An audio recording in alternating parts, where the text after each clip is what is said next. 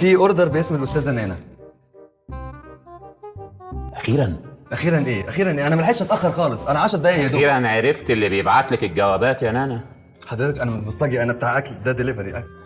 ده انا هقتلك وهقتلها. تعال.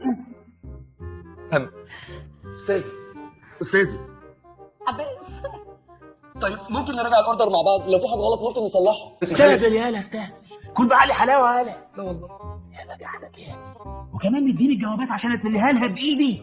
جوابات ايه؟ ده انت اتجننت رسمي خلاص. بقول لك ايه، انا خلاص مش قادره على غيرتك الاوفر دي. طب اقول لك على حاجه بقى، انا بحب الواد ده، بحبه. طب بالعندي فيكي انا كمان بحبه. اهو انا كمان اهو بحبه ولا مش بحبه؟ والله العظيم وانا بموت فيكوا انتوا الاثنين. هو بيسمي سكاكين ولا ايه؟ استاذ عباس لا هيقطعك انت ان شاء الله. العلبة دي فيها اكيد مش فيل. الجوابات اللي الأستاذ كان بيبعتها لي. احنا هنقعد بقى ونقرا الجوابات اللي الاستاذ بعتها لي، وبكل جواب هتطير حته منها. بس سؤال معلش، الحته اللي هتطير دي هتطير مني ولا منها؟ منك ومنها حسب ما السكينة تجيب. ايوه بس هي اللي خانتك يا استاذ عباس، انا عمري ما خنتك يا عباس. اسمع الجوابات.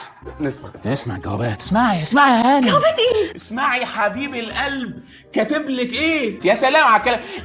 الايجار المتاخر يعني ما الاسانسير.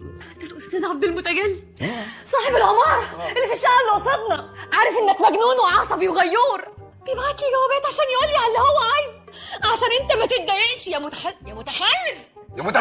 شفت انت وصلتنا لايه؟ لا خلاص، انا مش طايقاك، مش عايزه اعيش معاك، خلاص مش طايقاك. وانا برضو مش عايز اعيش معاك. بقول لك يا استاذه نانا، لمي هدومك وتعالي معايا. نانا والنبي ما تسيبيني انا. لا ما تسيبنيش يا نانا والنبي. سيبك. والنبي يا نانا، سامحيني. سامحك. قول لها تسامحني، قول لها تلاجة. سامحيني والنبي يا نانا، سامحيني. طيب عايزه تسامحك؟ انت قاعد هنا بتعمل ايه؟ قوم غور. انت كنت لسه منهار من غور. انت كنت منهار يا استاذ عبد. ماشي حاضر.